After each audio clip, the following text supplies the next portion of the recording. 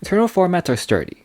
They are the culmination of years upon years of cards and tend to represent the strongest and most degenerate decks possible in a game. And one Hearthstone is no exception. Look at the meta of Wailing Caverns around 5 months ago. The meta was composed of an extremely diverse cast of decks. Secret Mage, Odd Paladin, Token Druid, Reno Lock, Raza Priest, and many other choices. These are all incredibly powerful archetypes with cards that were dominant in their standards of their time, and have been forces in the meta for years. Yet, if we look at the tier list today, you'll find that all these decks I mentioned in Tier 3 are not even on the list anymore. And their places are decks released from the recent Stormwind set. These decks have absolutely warped the meta.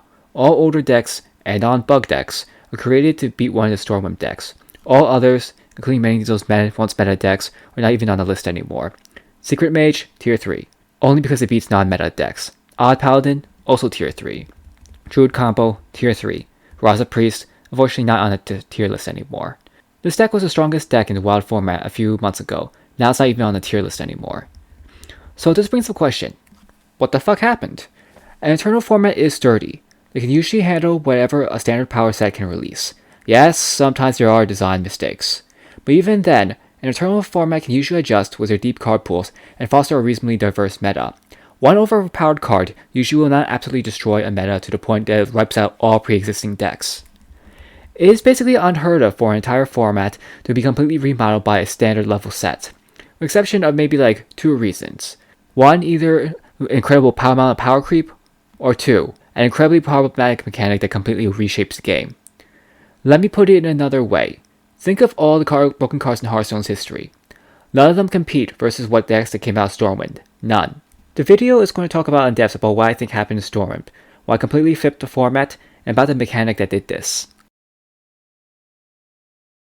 United in Stormwind is a very powerful set. There are a lot of cards that I've seen playing wild outside of like the dominant decks. But there is one mechanic that has proved very problematic that the set brought back. That is quests.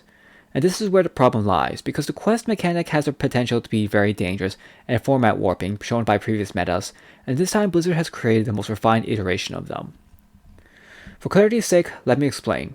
A quest is a one-mana spell that when included in your deck starts in your hand, when played, it sticks above your hero portrait and counts you doing a certain objective, like play a certain card or perform a certain action. Once that condition is fulfilled, it then flips and gives you a really powerful reward. Ideally. Quests have shown up 3 times in Hearthstone's history, Journey to Ungaro, Savor's Ulamon, and Stormwind, with very mixed results each time. The vast majority of quests are what we call unplayable jank, with only a few being meta playable. There are a few things we need to understand about quests and what makes them good or horrible. We can break it down the quest into 2 parts. The condition and the reward. The condition is what we have to do to complete the quest, and because you need to do so much to complete the quest, say like play X cards, that completing the quest becomes basically a deck for any quest deck. This means the quest decks are very reliant on the quality of cards they have to run and how fast they let the deck fulfill the quest. There are many quests with powerful rewards like making mummies, but because of the low card quality or quantity, that makes it very difficult to achieve the quest quickly, and slowly just never make it competitively. There's simply not enough good reborn cards in the game to make the deck fast or strong, especially not in the wild format. The reward is the payoff for going through all the trouble. Because the deck is so dedicated to achieving the quest, the reward basically has to be the win condition of the deck. Quests are reliant on how reliable their quest can win the game for them. There are quests like Unite the Morlocks or Lakari Sacrifice that can be completed quickly, but the rewards at the end is not good enough to make the deck good.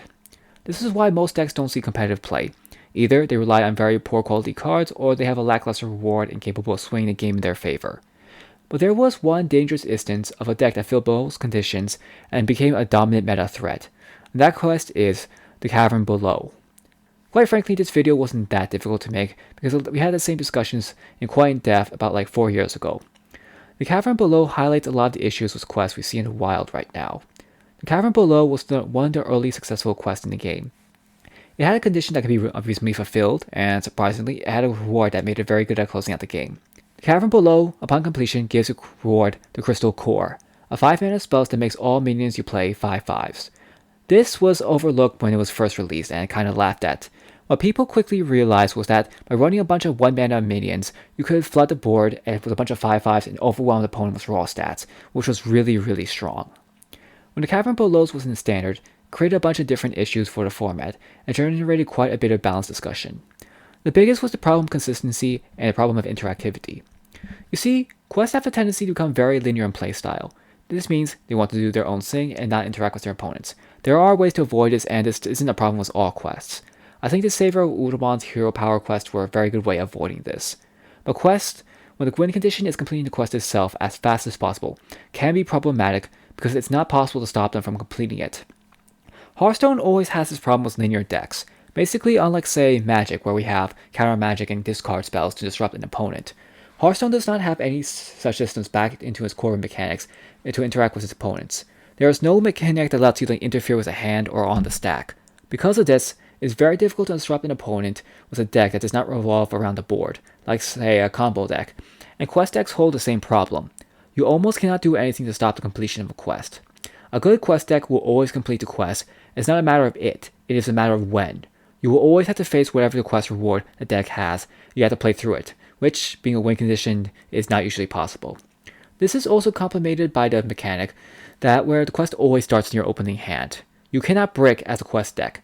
Your most important piece is always in your hand. There is no, you drew the wrong side of your deck so you can't execute your strategy like a normal deck.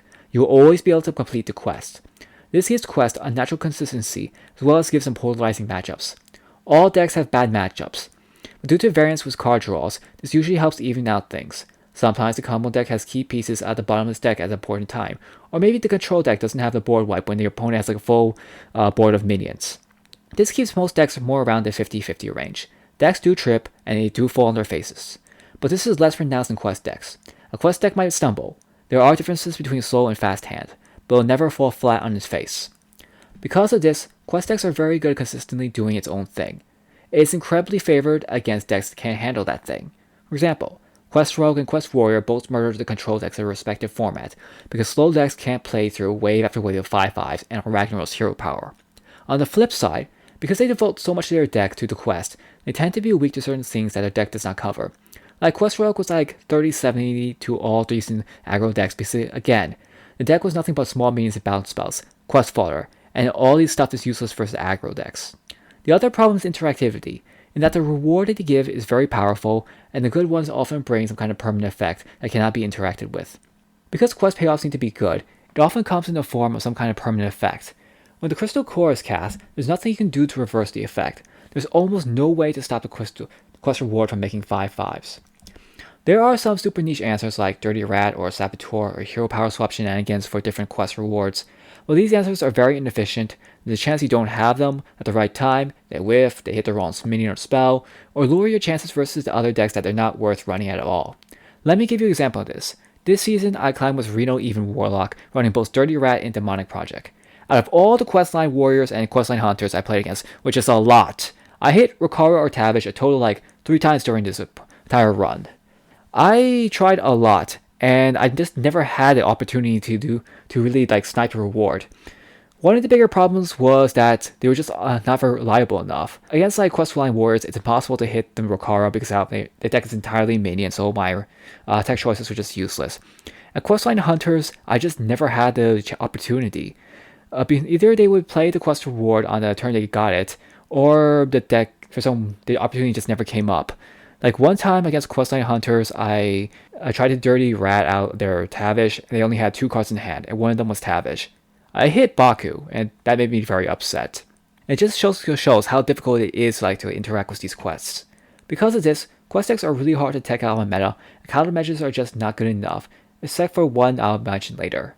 Anyway, we can see all this happen in the caverns below and what it did to the standard of its time. Because you can't interact with quests and the push of 1 mana 5/5s was efficient, the deck was an absolute menace to anything slow. The quest became a meta contender during the time of Ungoro and greatly shaped the meta at its time. Fortunately, players quite quickly found a very efficient answer to the deck: death. Quest Rogue did need some time to set up and didn't run many defensive options. Because of this, it had a very bad matchup to aggro. This created a very polarizing experience because Quest Rogue got smashed by aggro decks, Quest Rogue demolished slow decks, and slow decks kinda beat aggro, sometimes. And this isn't the fault of Blizzard for doing nothing. Quest Rogue was nerfed massively 3 times, and each time it came back and made it into a meta. It was problematic during the journey of Ungoro meta until it was nerfed to acquire 5 minions of the same name. It saw a massive resurgence during the Witchwood meta, where it became tier 1 until it was nerfed to creating 4/4 minions instead. It then saw one more resurgence during Boomsday Project, which partly warranted the nerf to killing Inventor. It then got relegated to Tier 2 all the way to its rotation in 2019 during the rise of the Shadows. When it rotated into the Wild format, where it was unable to keep up with Format's power, and that was kind of the end of it. What happened with Quest Rogue during its time in Standard was that every time a slow deck showed up, and this was a period of very powerful slow decks in the form of Odd Warrior and Lich King Druid variants, Quest Rogue would come out the cracks and became a Tier 1 threat. When the meta became more aggressive, it receded back to Tier 2 and waited for the meta to become slow again, and no matter how many times Blizzard nerfed the deck, they could not stop this nature. It just got to the point that there was talk about redesigning the card because of how problematic the quest mechanic was for Caverns Below. The Caverns Below is a reminder of the danger quest decks pose to their consistency and interactivity. But now imagine if the Caverns Below was faster, and had access to a much stronger pool of cards, and got incidental advantages for completion. Imagine a quest rogue that was not a control killer, but an anything killer, and that's what leads us to today's Wild format. The problem that Stormwind brought to the format can be summarized in 3 cards, right now at least. The Demon Seed, Defend the Dwarven District, and Raid the Docks. In the past, most quests relied on strange effects or inefficient creatures to combo off, but this time around, the quests were based around the class's strengths. Warlock became based around self-damage, Hunter was around damaging spells, and Warriors around pirates. The Wild format has an absolute ton of these, and they were meta strategies before the Stormwind. Darkglare Warlock was a Tier 1 meta deck before Stormwind, and was arguably the best deck of the format. And Pirate Warrior was a Tier 2, Tier 3 deck. The card quality was very high, and each of these strategies could achieve their quest in a few turns, with very strong 1-mana cards. And the quest rewards for doing so are very, very good, and very capable of closing out games. Immediately after Stormwind, one deck rose to the top of the meta, and that is Questline Warlock. Like I said, prior to Stormwind, self-damage decks were already meta.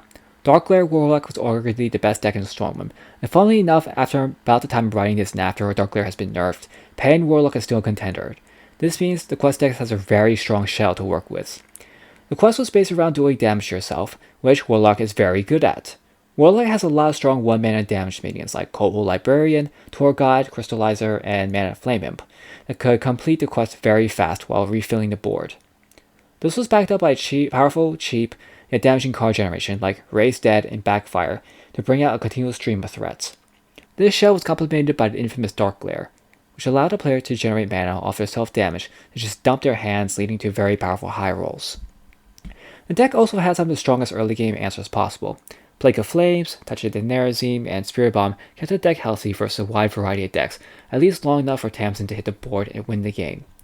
What players were doing was completing the quest on like turn 5 or 4, and then doing enough damage to themselves to win the game. This deck absolutely dominated Wild, and became a Tier 0 threat that completely warped the format. Very little could race the deck, and control decks could do very little to interact with the deck. There were very few answers to stopping the axis on which Quest Warlock functioned. One of them was a 2-mana 1/4 Spider Weblord that can block most battlecry effects, but relying on a 2-mana 1/4 was so inefficient that it didn't do anything to quell the tide of Warlocks that eventually took over ladder. The deck drove out virtually every single slow deck in the format. All of a sudden, Reno decks, Warrior decks, and Druid decks were not viable anymore. They cannot interact favorably with the quest at all, and because questline Warlocks always start with the quest, they will always have to deal with it. After Sealock, the only other major decks were the other quest decks, Pirate Warrior, Questline Hunter, and weirdly Aggro Priest, which to my understanding took the role of a high-roll aggro deck from a Token Druid. Basically, very little could stop Sealock, which dominated meta for months. If you look at Eddie's meta snapshot, you'll find that Sealock is a Tier 0 deck, and this goes on until Blizzard was forced to step in and actually ban the card from the format on September 21st, 2021. After the ban, unfortunately, the meta struggled to change as Questline Warrior and Questline Hunter took their place as the dominant meta decks. While they are not as strong as Sealock, they currently affect the meta in a similar fashion. They are keeping out all the slower decks out of the format and greatly bottlenecking the rest. Questline Warrior is a low-to-ground aggro deck and the current best deck in the format. Normally, fast aggro decks will outplay the sturdy control strategies with board wipes and cheap removal, but the Juggernaut Hurkara summons cannot be removed at all, which reverses the matchup with control, since they can't deal with an infinite number of pirates, weapons, and pings. Technically, Questline Warrior is slower than Pirate Warrior of yesterday, since they have to commit their first turn to hit the quest and run some slower pirates like Harper's Camp, but they make it up for its frightening consistency from the questline. Aside from the Juggernaut, the deck also has access to a weapon draw from their deck. What Warrior deck players are doing is that they're leaving end cards the only weapon in their deck. This gives them a reload option that guarantees a steady stream of pirates. One really notable interaction that this has is with Bloodsail deckhand. One of the naturals Pirate Warrior has was the lowering the cost of an card with 2 Bloodsail deckhands. The card tempo and card generation you get from a 1 mana Ankar is absolutely nuts, considering how much more consistent the questline is making the combo. All in all, the combination of aggression and inevitability brought by questline makes Pirate Wars the best rounded deck in the format. It has winning matchups versus nearly every other meta deck in the format. The deck has the highest presence on ladder as well. When I was doing my run, I think maybe every 3 decks I faced was Questline Warrior. Once I got to higher ranks, there was a point where early on in the season, it was like literally every other matchup I had. It's so bad that every other tier 1 deck is favorable matchup versus this deck, and it's not doing enough to put the deck down. The main deck able to handle Questline Warrior is Odd Questline Hunter, which falls into the same role as Questline Rogue in the past. It's a deck that relies heavily on its quest to close out the game with Tavish basically being Rosin and Wind stapled together, which as a former Priest player infuriates me. Except unlike Quest Rogue of the past, Quest Hunter gets to run damage spells that can be used on minions, which gives it a much better aggro matchup, and one of the only decks that's good into Pirate Warrior. It has a removal needle to stem the aggression, and the clock needed to end the game before the Juggernaut can outgrind. The deck has a lot of what makes Questline so strong. It can complete its quest and drop down Tavish on average like turn 6, 7, or 5. This combined with a constant 3 mana pings and lots of innate burn makes the deck incredibly difficult to fight. The only major weakness in the deck is that it struggles a lot with armor decks, namely Trude, which have all been killed off by Pirate Warrior, and big early minions when it doesn't draw its 1-2 Hunter's marks. Questline Hunter is another big reason for the series bottlenecking hampering Wild's diversity, along with Questline Warrior. One of the good things about the nerfs is that it allowed a non-quest deck into the format, even Warlock. These decks tend to be about getting big minions on the board fast. They are basically the mid-range decks of the format. The decks can be split into 2 variants, one with giants and one running the Reno package. Even then, quest decks are still the most popular, strongest decks on the ladder. From what I've seen, I've really only ran into 2 other even Warlocks on my entire run. The only other tier-worthy decks are the ones that have one good matchup against the meta trifecta, like a Night Mage or Aggro Priest. And that's currently where the meta sits. The meta is basically locked by Pirate Warrior, and what beats it. There have been some stirrings about Pain Warlock doing well on the ladder, but aside from that and a brief bug, nothing seems to be able to crack our current meta. And so it seems we're stuck in this triangle meta. As I'm writing this, a new expansion has dropped, and there doesn't seem to be much hope left to be had. Heck, there might be a chance that it might be the case that this pirate set makes the Pirate Warrior stronger. So there's a very good chance that this is the meta we're stuck in for a good while. There's one more thing I want to talk about, and that's what should be done about this meta. Because I really don't think that this meta should be left like this for the sake of future diversity. And as a disclaimer, these are nothing more than opinions of a guy who's passionate about card games. I don't have the most knowledge of Hearthstone's wider format. I quit Hearthstone a long time ago. It's just too much to work to keep up compared to other card games, especially as a free-to-play player. I only did some climbing this season because I was interested in a meta shift I heard was going on in Wild. So with that in mind, take this how you will. As I said, this group of cards completely invalidated a card pool of 10 years worth of cards. Its presence will greatly impact while it gets allowed into the meta. If you want further proof of this, just look at the only deck that did well in the meta, Bug Druid, which is unfortunately not based around any bug-related cards, but a mechanical bug. The card, Jerry-Rig Carpenter, is supposed to split choose 1 card, but due to the oversight, when used with the card Hidden Oasis, the split cards cost 0, including the ability to summon a 6/6 with Taunt. Jerry Rigger is also a pirate, which also gets out patches to pirate, so playing this card on 2 gets you 9/8 worth of stats over 3 bodies with a full heal for the Taunt. This shell was put in the traditional Dog and Druid to a differentiating effect, because the only other deck able to challenge the meta due to how ridiculously fast it is. But let me ask you a question. Is playing 2 mana 9/8 the way we want Wild Hearthstone to go? Well, I think this proves is the benchmark it takes for a tech to compete with the inherent power quest decks.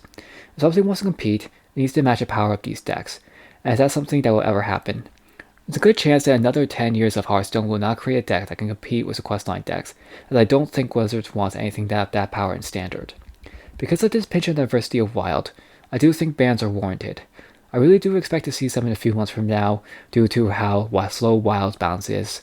To my knowledge, there have been decks in the past that have similar impact on Wild, like Naga Sea Witch Warlock and Snip Snap Warlock. Strange how it's always Warlock. Anyway, they always see some changes, and I think that will come too. I do think that Raided Dogs and Defended Dwarven District should be banned for the reasons I've talked about this entire video. They are literally not playing fair Hearthstone. The quest allows these decks to have consistency and power that very few decks in the format can compete with naturally. I also want to bring up that I'm normally not a very ban-heavy player. Heck, I'm usually the opposite. I've been playing card games for a long time and over many games. I am really jaded about this topic. I've seen a lot of strong metas to the point that usually just let things develop and resort to bans. But I think that the powerful Stormwind questlines represent such a danger to the long-term diversity of Wild that they warrant some kind of 12 or interference. I don't think this meta should be allowed to stay as it is. Anyway, that's my opinion on the subject. If you think otherwise or have a different opinion, I'd appreciate if you share it with me somewhere like in the comments or something, and I'd be happy to hear. But anyway, thanks for watching, and I hope you enjoyed the video.